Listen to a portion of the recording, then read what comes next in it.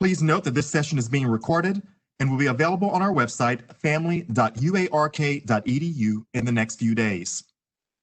Thank you to all those parents and family members that have submitted questions for tonight's session.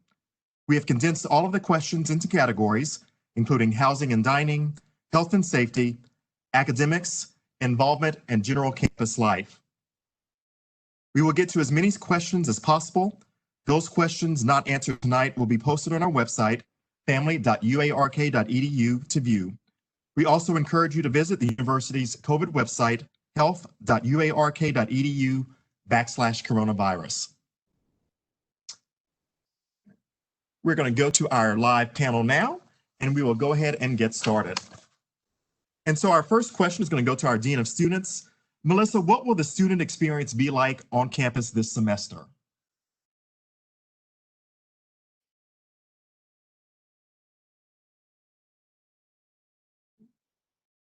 Campus here in Fayetteville is going to be great.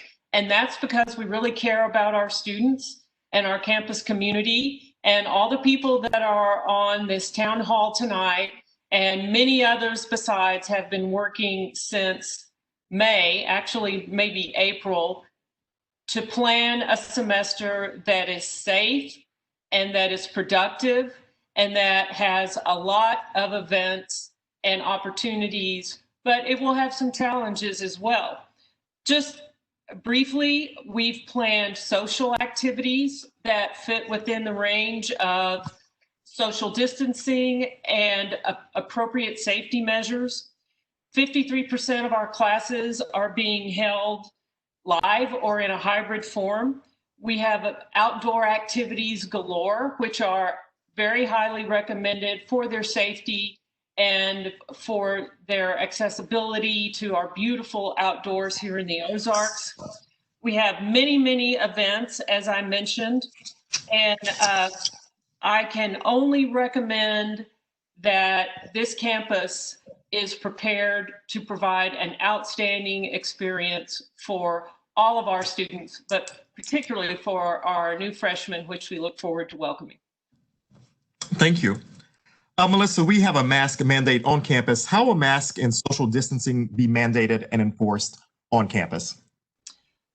We do require masks worn on campus under the following conditions: is in buildings on campus and in instances when social distancing is not possible, such as when walking through hallways, when in classrooms, including labs, where social distancing will be very difficult.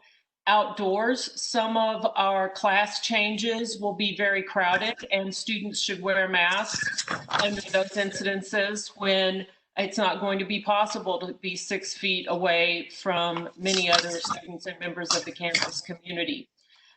Faculty and staff have been trained to work with students regarding wearing face coverings and will have conversations with students about face coverings and the importance of wearing those in the classroom, in buildings, and outdoors when possible.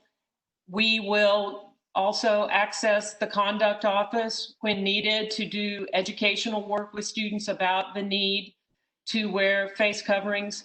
But that's the basis of our plans regarding face coverings this fall. Thank you. One of the big questions, and this could be for any of the panelists as we were talking in general, but then we'll go into area specific. Will students have the tools and the resources from the university that make the on-campus experience worth it this semester? We got that question from many parents in some way or another. Is it worth it for their student to come on campus this fall?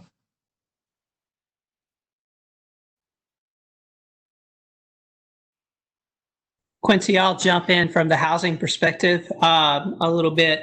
You guys, by the way, thank you for asking questions. We have some great questions, and we're going to talk a little bit about the experience for students. And, we really feel from the housing perspective, as I was talking with some local parents who live here, who have children who are living on campus, that, Obviously, there's lots of challenges with the semester, but one thing that is not different is you still get a community to live in. And, you still see people in your hall. You get to be in part of that first year experience together. While there may be some different things that happen from your day to day, you do get the opportunity to have that community.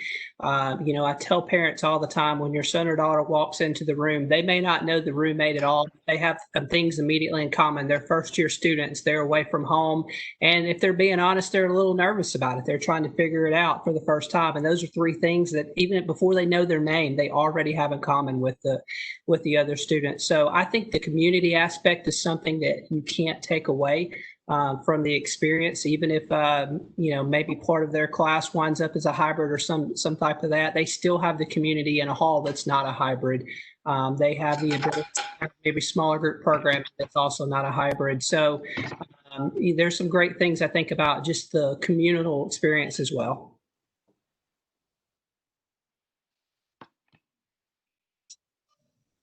Trevor, and what we'll do, we'll just jump around a little bit.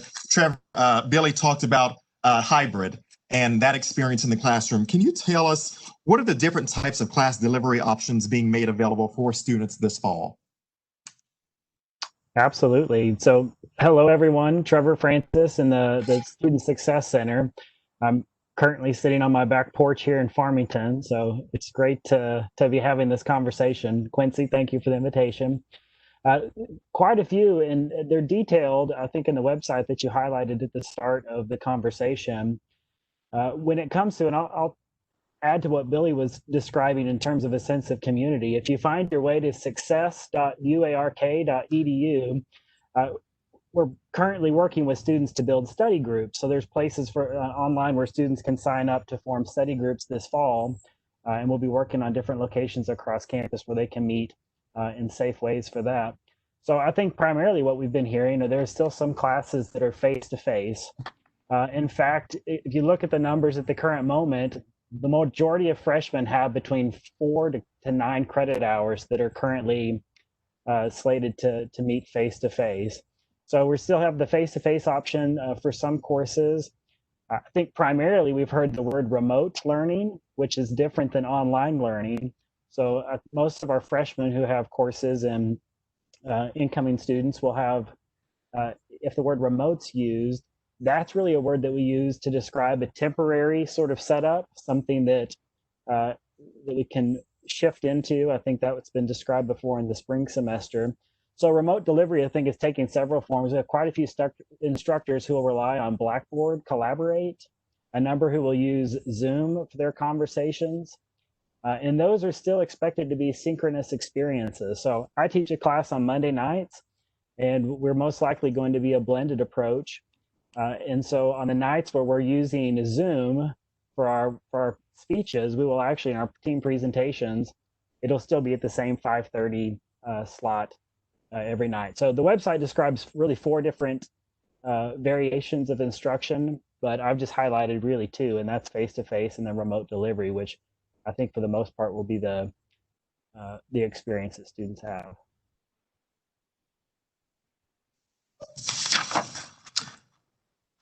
Next question, and anybody could jump in here.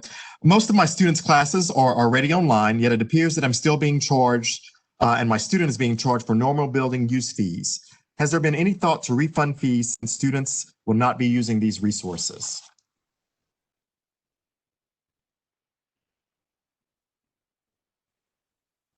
I can talk from a student success perspective, Quincy, on that one.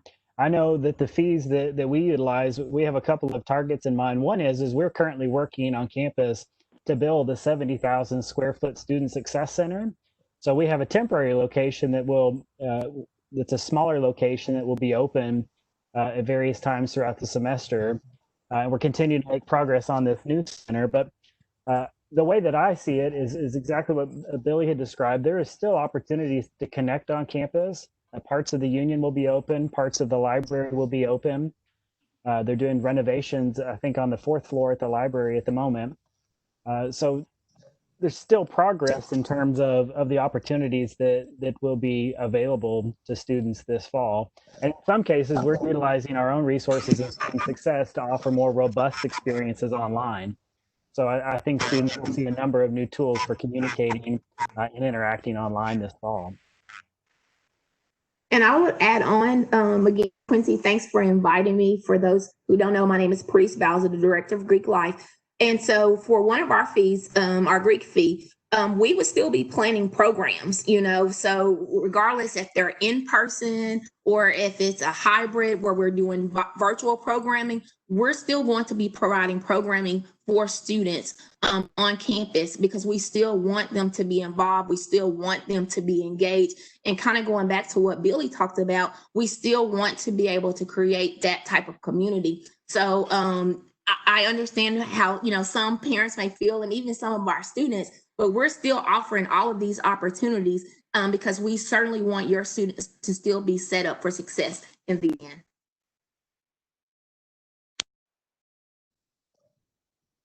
We're going to go ahead and move to some of our health and safety questions.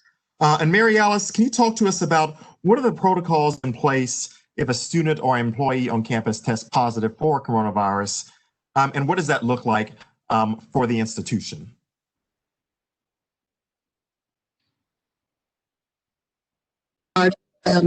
This discussion today. Of course, we are doing everything we can to prevent people from turning positive for COVID-19, but that probably will occur, and it has occurred. If a student tests positive and notifies anybody, say anybody on campus, then the Dean of Students office immediately gets involved, and we want to know exactly where the student lives so we can adjust their living situation. And then we would, Pat Walker Health Center is always there in consultation to make sure that they are in touch with their medical provider, whoever is overseeing the test. It could be Pat Walker Health Center, because we do test. And if the tests were done with Pat Walker Health Center, they would have a medical provider coaching them, giving them advice about isolation and about self-care, making sure that their location of their housing was adjusted so that they could go into isolation. And housing has this incredible support system set up, just like the Dean of Students does. Dean of Students will use U of A Cares to make sure that instructors are notified about an adjustment in their class schedule. They will also look at other issues that are going on in a student's life that have to be addressed. Meanwhile, a positive test should be reported to the Arkansas Department of Health, who should contact the student, make sure they're in isolation, coach them through the situation, and talk to them about anybody who they've been in contact with. And that would then initiate a system of contact tracing with University of Arkansas for Medical Sciences, who has a call center right here in Northwest Arkansas, and would start talking to those contacts. Even before that, if there's a delay, we would be talking to the student to think back about who they've seen before they started showing symptoms, 2 or 3 days before symptoms, and to let their friends know that they may be somebody who needs to look at their health status as well. Several of us have studied contact tracing, and so we can give them the protocols and things that need to be done in order to deal with this. But let me just say that we have been working with this since March to make sure that we're ready to open up again. And this is a very well coordinated effort, working with everything from emergency management to academics to, as I said, Dean of Students, to any part of a student's life to make sure that we get through this situation well.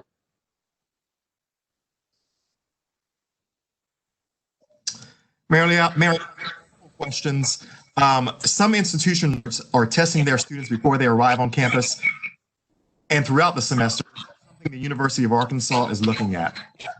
No, we've talked with the Arkansas Department of Health about this, and they agree that if you test, we know that your test status for the day that you test, but not for the next day.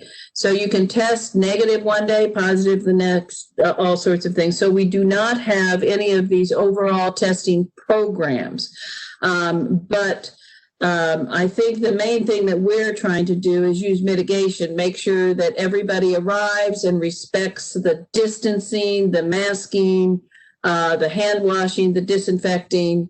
One of the things that I'm always amazed as we talk about what's going on this campus, every building, every day is disinfected at least once, if not more. And so we just ask our students to join in that effort to make sure that no matter where you are, you're in a clean environment and that you're practicing good practices to prevent anybody from becoming infected. Alice, you did mention that tests are available on campus, but how long does it take for test results to come back for a student that were to get tested at the health center?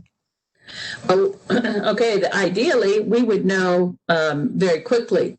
We do not have an Abbott test machine, which would give us a 15-minute test result. So the best that we can do is 24 hours. What we're finding with our current lab that runs the test is it's more like within 36 to 48 hours.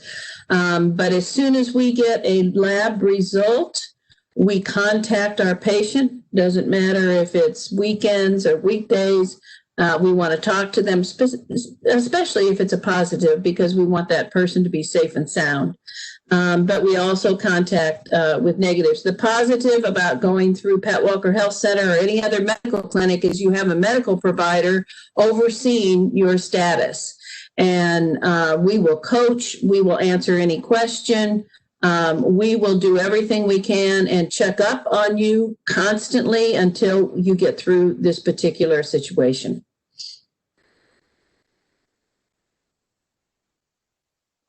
And Billy, Mary Alice, this question, I've gotten a few questions about this.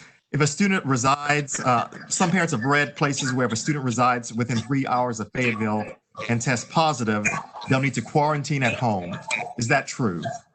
Well, what we would ask in that situation, and we know everyone's in a little bit of a different situation there. If you have the ability and you live within a reasonable 3 hour campus, if you have the ability to go home, we're asking that you try to do that.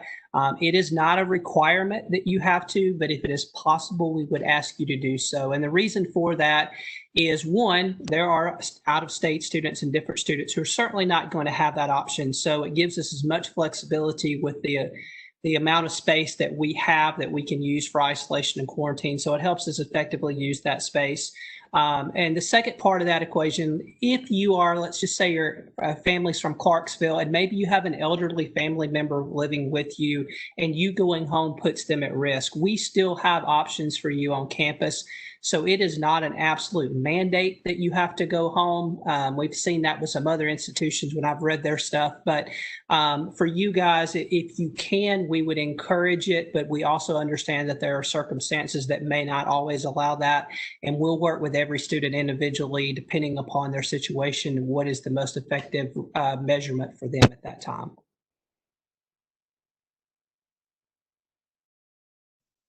Since you're talking about quarantine, I might as well just go straight to you, Billy.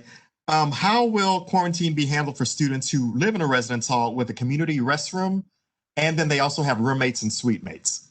Yeah, Quincy, Mary Alice was trying to speak there too, so I think there was a little delay. She's saying, "Go ahead." Okay.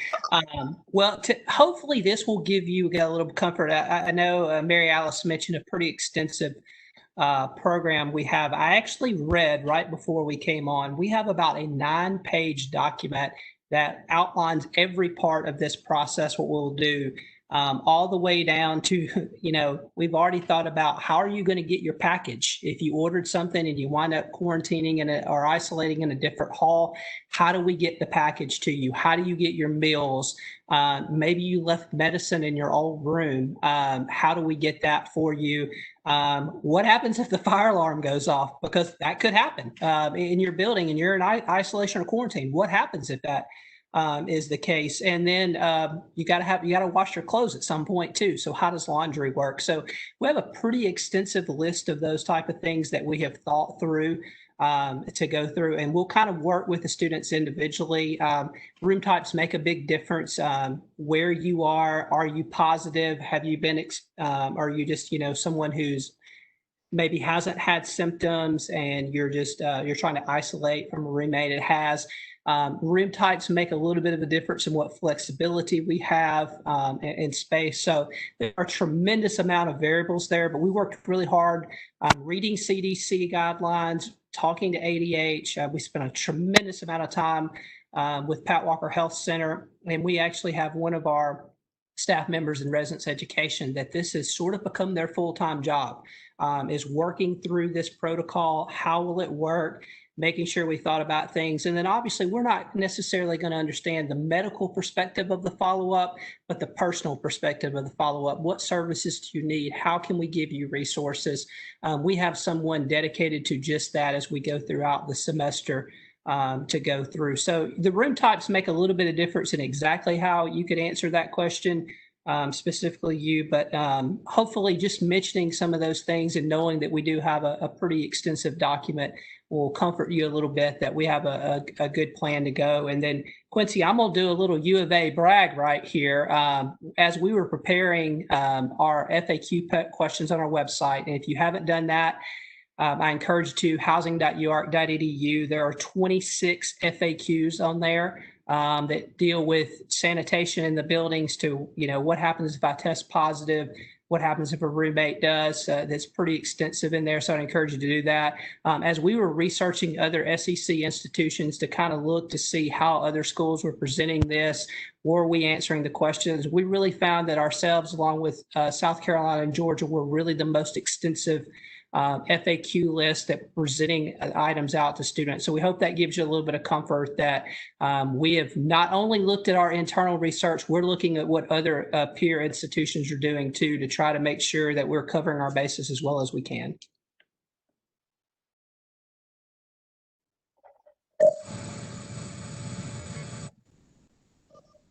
Mary Alice, this one is back for health and safety. If a student thinks they are sick, what should they do?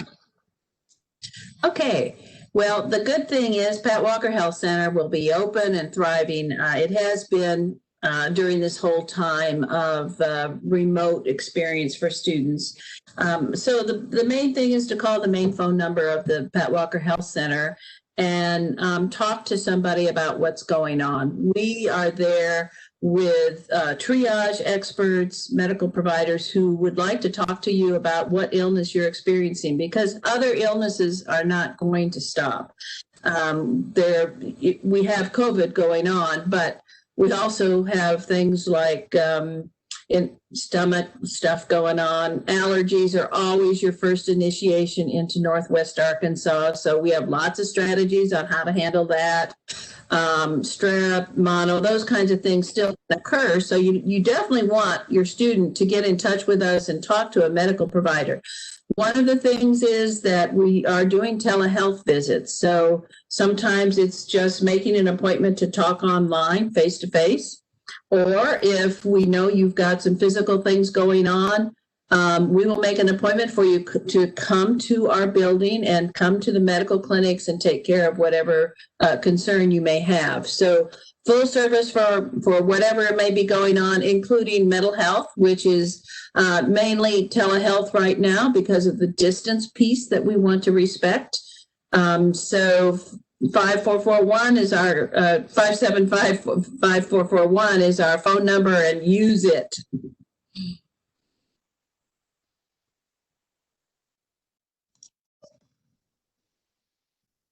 Trevor, a question that we got a lot. How will tutoring, supplemental instruction, and advising be delivered remotely this semester? Or will it be delivered remotely? Will it be available? What does that look like? Sure. Thanks, Quincy. I'll separate them out because each sort of different. Tutoring, we tried to listen to our tutors and our student leaders on this one. For the most part, tutoring will be remotely, and students will sign up for tutoring appointments through razortrack.uark.edu. Examples, it's the original website, I think, that we mentioned at the start of this, success.uark.edu will outline each of these. So please continue to utilize that website. So tutoring primarily remotely, and that has to do with the distance and the space issue with meeting one-on-one with student leaders.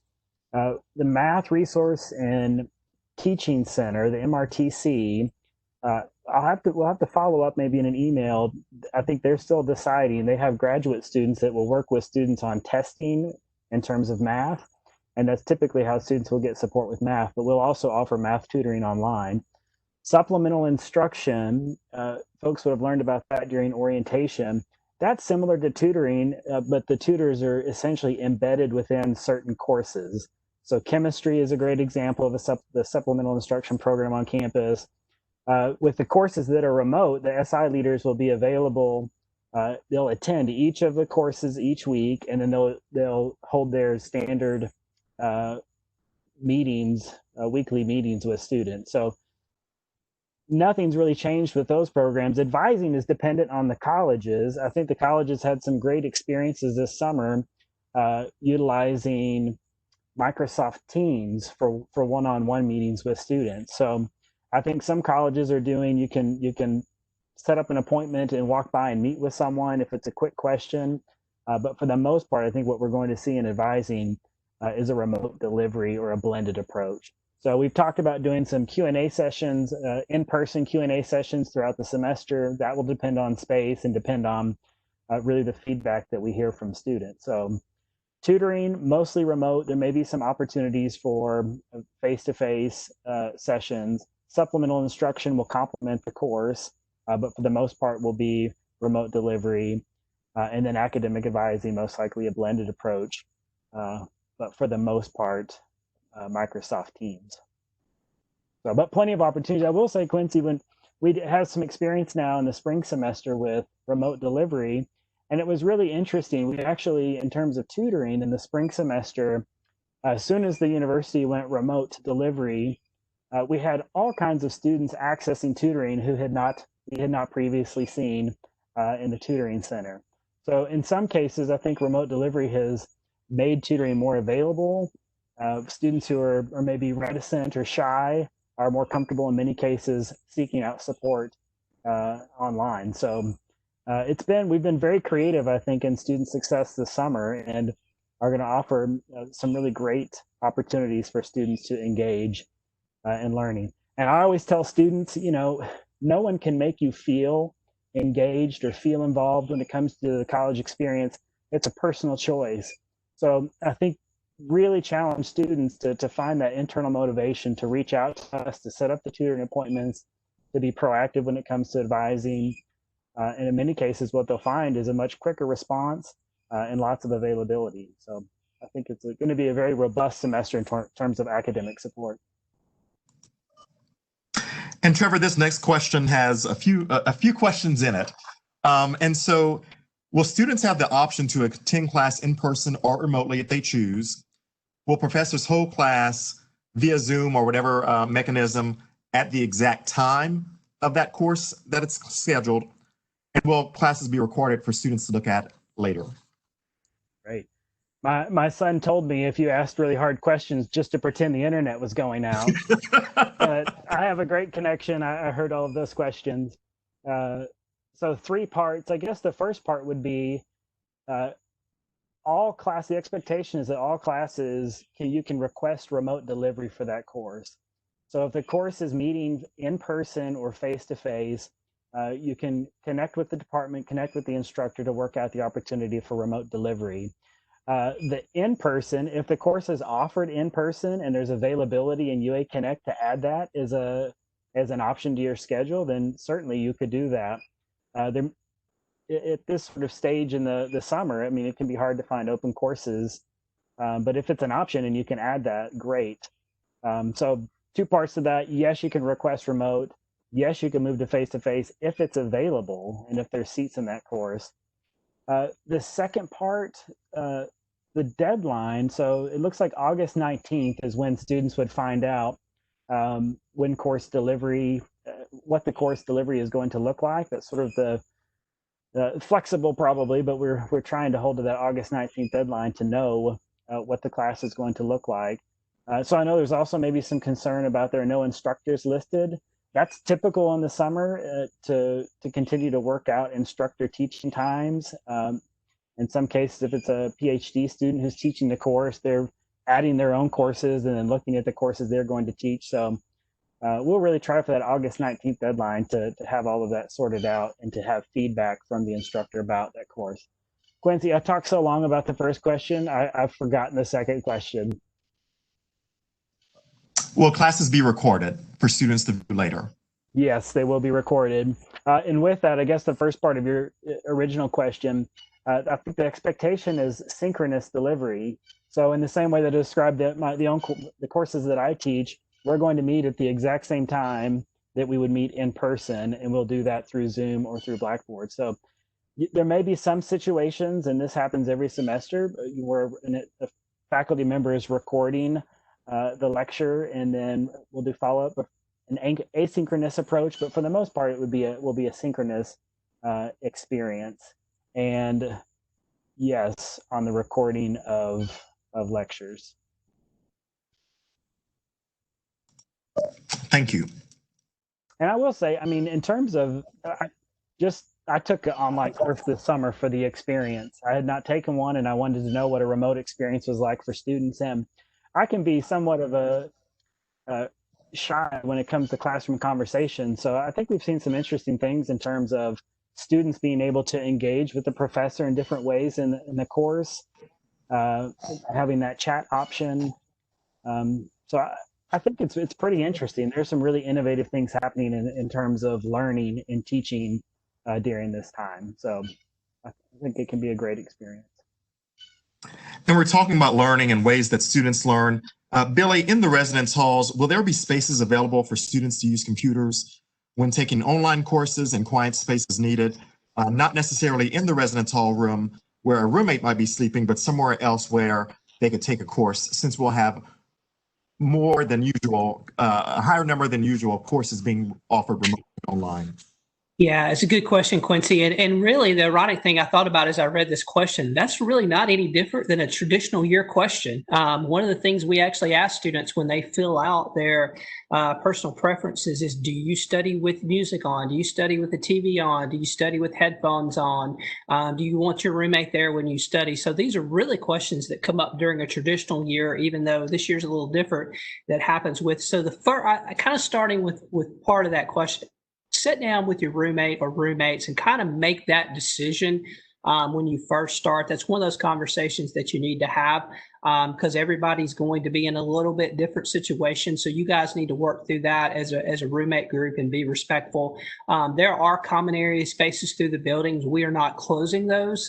They may be the seating may be reduced than what you would normally see, where we maybe could put 20 in. We have that seating reduced to maybe half of that or something like that. There are some specific study lounges. I think about Adohi specifically. On the ends of the building, there are study areas, whiteboards, those type of things. So students can use those still as a remote delivery. But I really, and certainly the campus resources, one I think the greatest advantages about living on campus is, if you want to go study, the library is just a short walk. If you want to go to, a specific area of campus, maybe it's outside because the weather's beautiful and you just want to get away. There's Wi-Fi hotspots all over campus.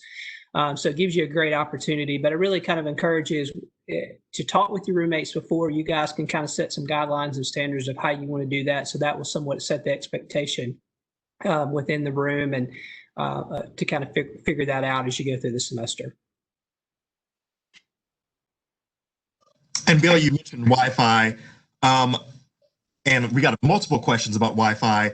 Will students need any kind of extra Wi-Fi booster in the residence halls, since there might be an increase in the number of students doing remote work on their computers?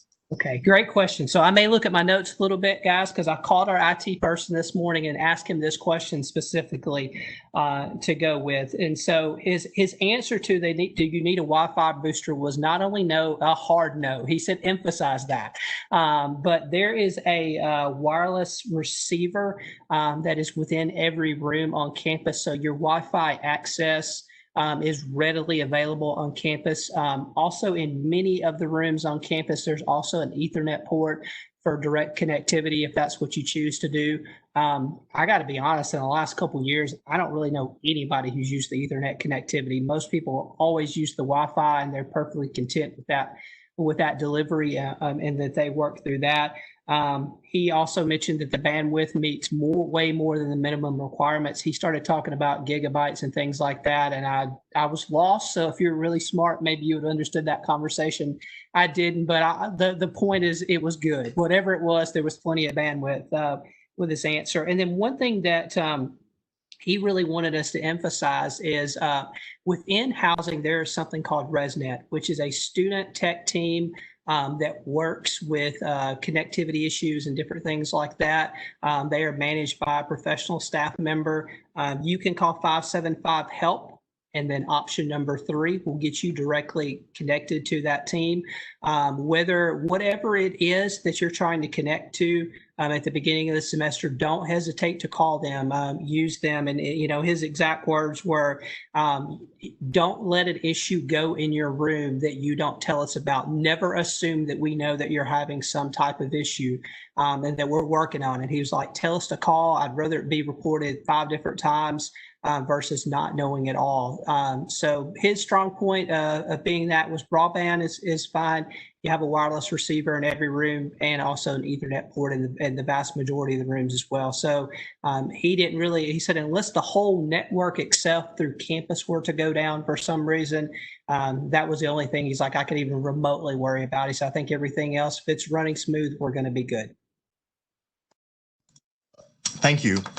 And this one is probably a combination of Melissa, Mary Alice, and Billy. Will dining options be available in the dining halls?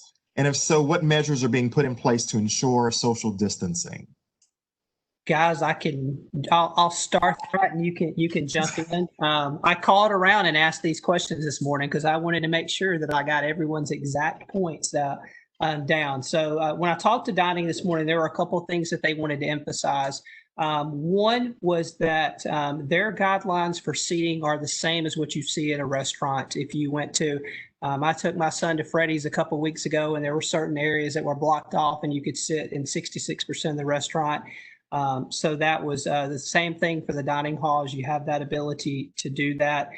They really emphasize that the biggest differences you would see is the way the food is served to the students. In previous years, when you go through, it's more of a buffet style. Students would serve themselves. In this case, is the wonderful staff with Chartwells would be the ones that would serve you.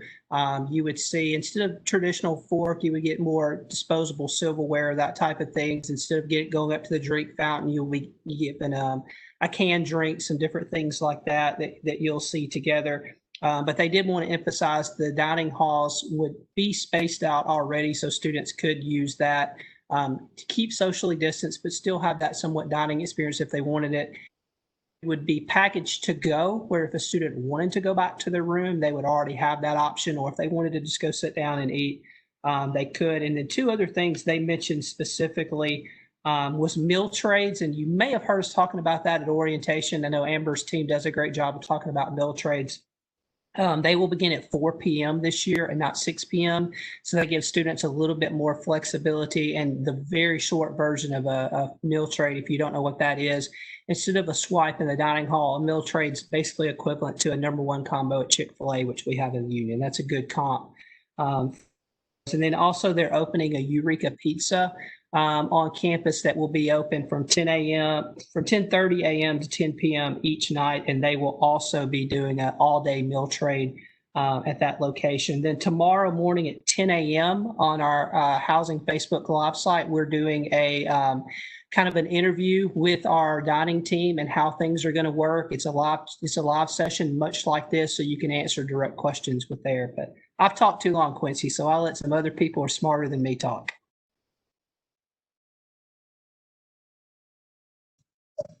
Thank you. And so speaking of getting involved and all that good stuff, we have lots of ways to get involved on campus. And so one of the things that some of our students take advantage of is our Greek life system here on campus. Turn it over to Parice. What will sorority and fraternity recruitment look like this fall for those students participating in those processes? That's a great question, Quincy. And the best way to describe it, very different. It will be very different. Nothing like you've ever seen it before.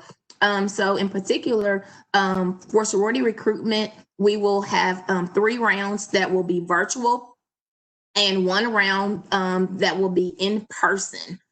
So that's different within itself because we've never done virtual recruitment. So basically we've had to reimagine and restructure everything. It'll be the same with men's recruitment. We'll have a couple of rounds that's going to be virtual, and then we will also have an in-person option.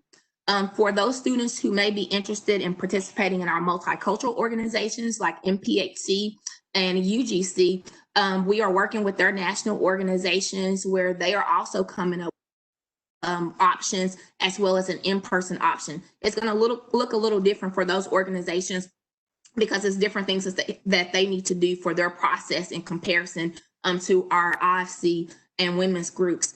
I will tell you this, if you have not purchased a mask, you need to purchase a mask. You need to purchase tons of them because just like we're seeing around campus, to participate in any of our Greek life events, you will be required, and I'm going to stress required, to wear a mask. And we will also be strongly pushing social distancing. So we've come up with a lot of safety and health measures to help because we certainly want to make sure that we're not spreaders of the virus. We want to make sure that we're doing everything possible to not spread virus.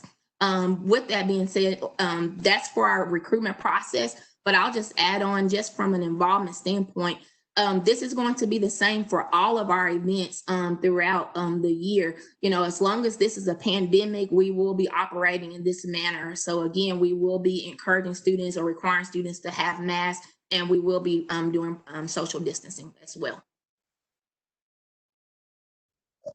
And Parice, I had a few parents ask about chapter meetings and events that happen throughout the semester. What will that look like? That's a good question. For chapter meetings, there will be chapter meetings that may be in person, but there will be some that's going to be virtual. I think it's going to look a little bit different for each chapter because of our chapter sizes, but I can tell you that there won't be any chapter. If you have 400 members, nobody is going to meet all together. That is just not going to happen. So we will be encouraging those particular chapters in particular to operate from a virtual standpoint. There may be where meetings normally are on Mondays. They may need to host like 3 or 4 different meetings on Monday nights so that everybody will still get that particular experience. There are some chapters that are talking about having new member meetings throughout the week, you know, again, so everything is not just on that one Monday night. What I would just say is when your student receive, you know, his or her bid, that should be one of the things that the organization share with your student. But I would also encourage your student to ask those questions to active members, current members now.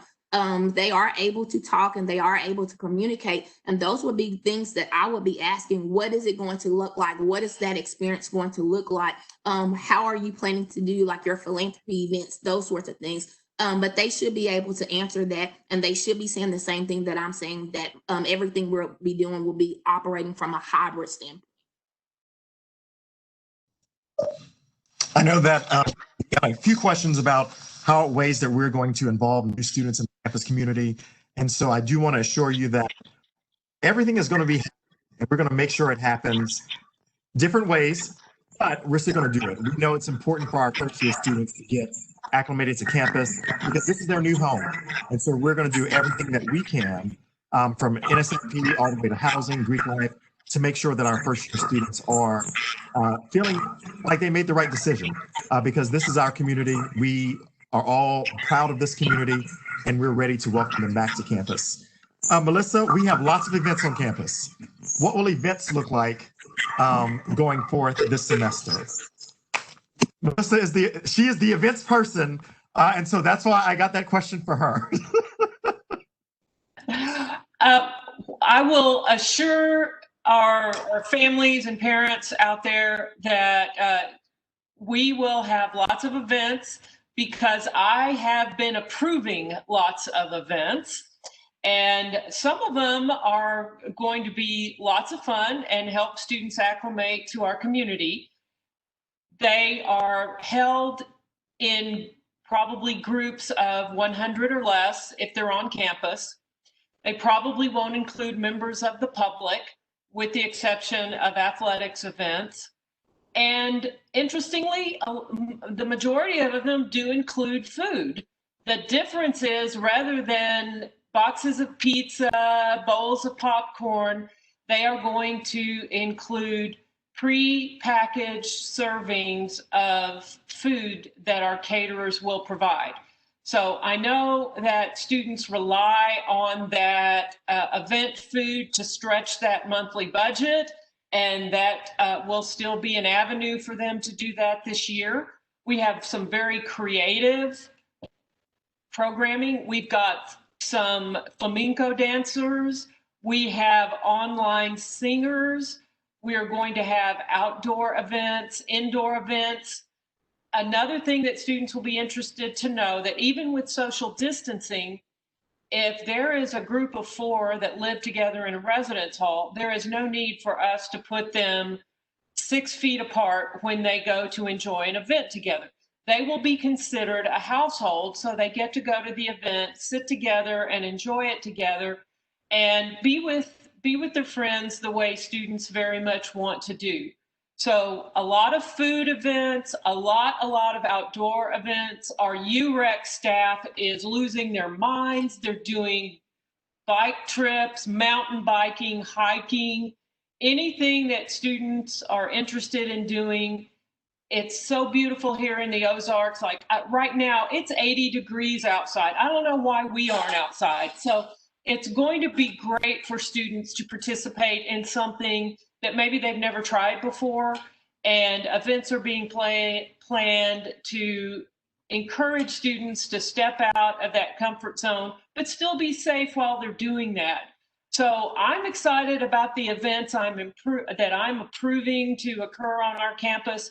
Academic affairs units are planning events to welcome their students back. And of course, it looks like we will have football in some vestige. So I think there are things we can look forward to that are going to make the experience what students have always thought about when they imagined going to college. Parice, another question for you. There are a few questions about if students are living in a sorority or fraternity house and test positive, will roommates be required to be tested? And what do those protocols look like in sorority and fraternity houses? Their protocol is the same as university housing. We're mirroring whatever the university is doing. And the first thing that students need to do, and I can't stress it enough, if you feel that you have a symptom or you're feeling some type of way, you need to contact the Pat Walker Health Center. Call mom, dad for sure, but you definitely need to call the Pat Walker Health Center. And again, as Mary Alice has already alluded to, Pat Walker is going to walk the students through the next steps, what they need to do. And that is what's being communicated in all of our fraternities and sorority houses. They're communicating the exact same thing.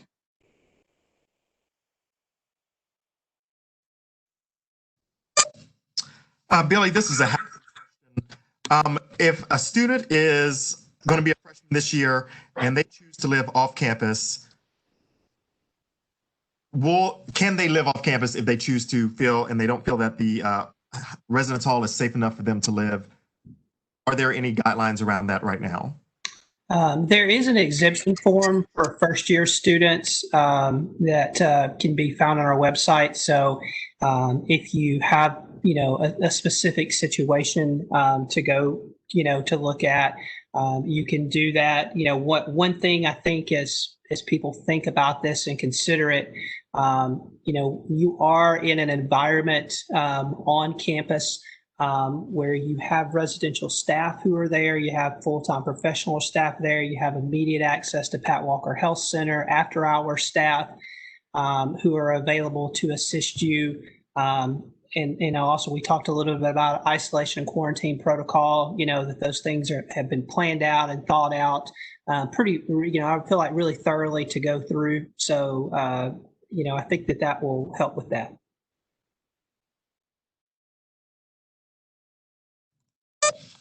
Mary Alice, we got a few questions asking about an outbreak on campus and what does that look like and what are the protocols in place to ensure student safety?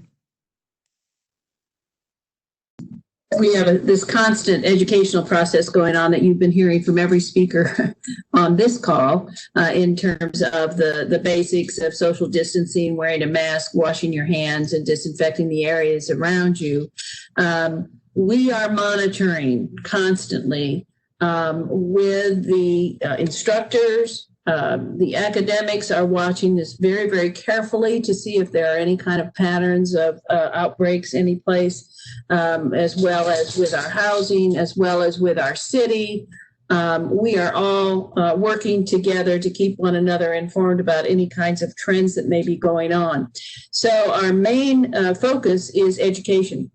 We're an educational institution for one thing, but public health is one of the highest priorities in terms of education right now. So students can expect to be reminded constantly. We never know when things make sense to another person. And so we just keep trying all sorts of videos, public announcements, written pieces, visual pieces, any way that we can get collectively everybody to respect one another and be really responsible.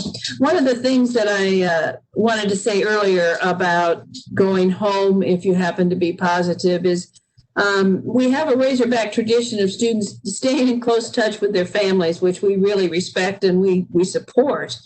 And we know that some families want to come and see their students and have a meal together. My kids always wanted at least for me to give them a good meal and take them to Walmart for shopping. If you do that, make sure that you're not coming with a possible contact with COVID. Or if your students come to your home and you know that somebody in your home has had a contact, go outside.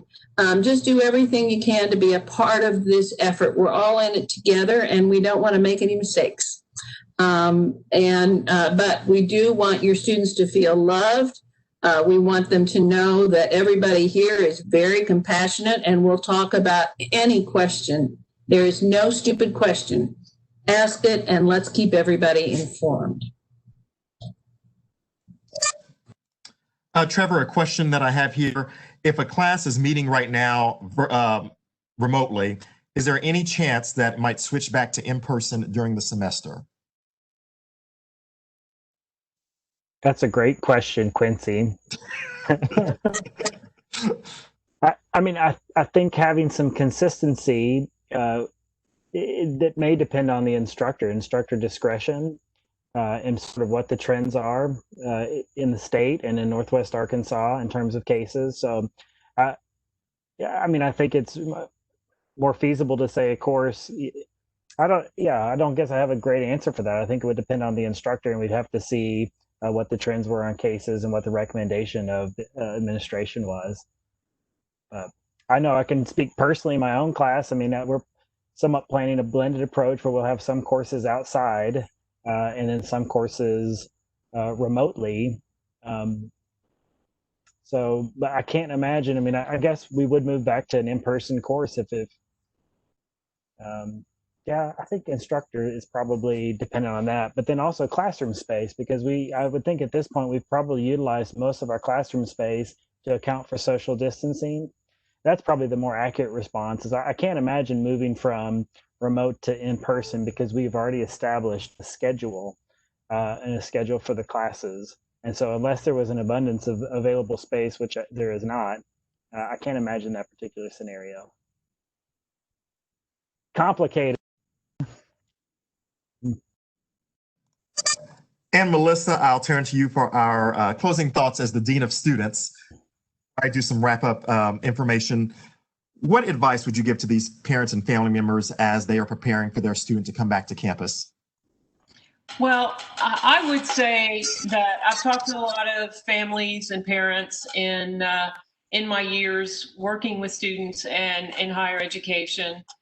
And while I'm always happy to give advice, I feel that parents know what is in the best interest of their student that they have known and loved and watched grow for 18 plus years. And so I would just say that if your student really wants to be here, there is every reason to feel that he or she can be safe can have a great social experience, can have a great experience in personal growth, have that experience of independence, while at the same time getting the education that we all know is important for being the person and having the life that young people dream about and aspire to having. And I feel like, again, I can't stress enough how many people have worked hard to make sure that that experience, while different, is still of great value and will still allow students to move forward in their academic, personal development and still look back on these years. I mean, I think of the students, I think of my own two daughters, and they are going to have some tales to tell about the experiences that they had and what they learned about humans and our shared humanity, about how this pandemic speaks to equity in our society, how this pandemic is challenging them in ways that maybe even an engineering class wouldn't challenge them. So while there are a lot of ways to look at the negative side of this, and we all have, and we will all continue to, I think that it can bring out the best lives of who these young men and women are and what they can achieve when they come to a place that gives them the tools and the abilities. And as so many of my colleagues have said here tonight, the best tools that the university has to offer are our students and how they interact with each other, how they mentor each other and support each other, and how they make these friendships that are going to last their whole lives. Thank you very much. Perfect way to end our discussion tonight. As we conclude, I want to thank all of our panelists and thank all of our parents and family members who've joined us tonight. As I mentioned earlier, this recording will be available on our website in the next few days at family.uark.edu. And if you have additional questions that we didn't get to tonight, please email us at parents@uark.edu. Thank you so much for joining us, and we look forward to your students' arrival in the next couple of weeks. Have a great night and go Hogs.